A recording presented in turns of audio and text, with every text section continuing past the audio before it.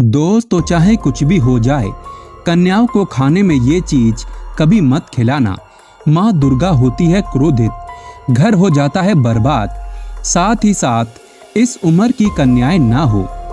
दोस्तों, नवरात्रि में कन्या पूजन का विशेष महत्व माना जाता है। बिना इसके नवरात्रि पूजा या व्रत कभी पूरा नहीं माना जाता। नवरात्रि में माँ दुर्गा की विधि विधान पूजा कर 7वें और 8वें या फिर 9वें नवरात्रि के दिन कन्याओं का पूजन कर उन्हें भोग लगाया जाता है। धर्म ग्रंथों के अनुसार 3 साल से लेकर 9 साल तक की कन्याओं को माता का स्वरूप माना गया है। नवरात्रि में आप 1 से लेकर 9 कन्याओं तक का पूजन कर सकते हैं। साथ ही साथ एक बालक और बुजुर्ग महिला होना चाहिए, क्योंकि बालक के रूप में बजरंग बली को माना जाता है। तभी ही व्रत कन्या पूजन सफल होता है।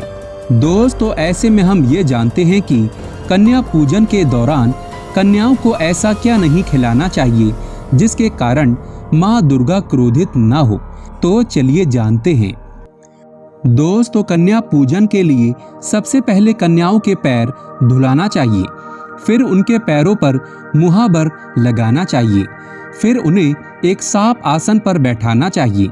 इसके बाद उनके हाथों में मौली बांधें और माथे पर रोली का टीका लगाएं। दुर्गा माँ को उबले हुए चने, हलवा, पूरी, खीर, पुआ फल का भोग लगाया जाता है।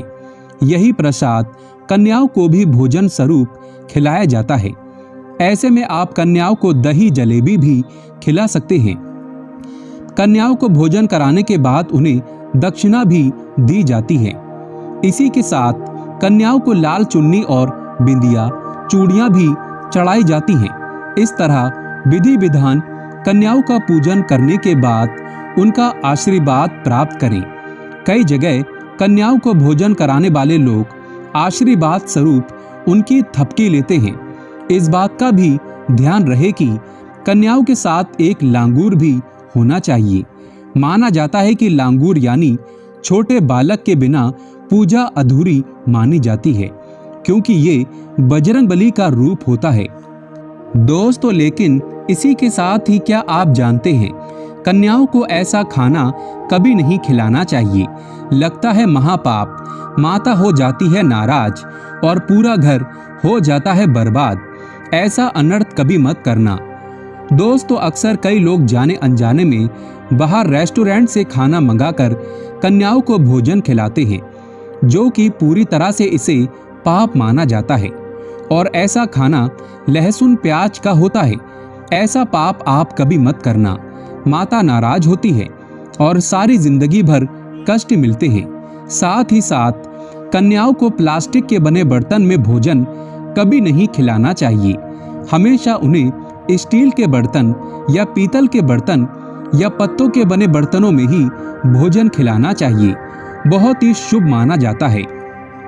कन्या जब वापस अपने घर के लिए प्रस्थान करे तो उनके चरण स्पर्श अवश्य करें। ऐसा करने से ये व्रत पूरा होने का संपूर्ण और सफल समय माना जाता है। माता अति प्रसन्न होती है और देती है आपको वरदान। लेकिन याद रहे, कन्या हमेशा आपके घर से खुश होकर ही अपने घर को प्रस्थान करे। आप में से कौन कौन चाहता है माता को अपने घर पर बुलाना? तो कमेंट बॉक्स में लिखें, माँ हमारे घर में जरूर पधारें। जय माता दी। माँ के लिए एक लाइक जरूर ही करें।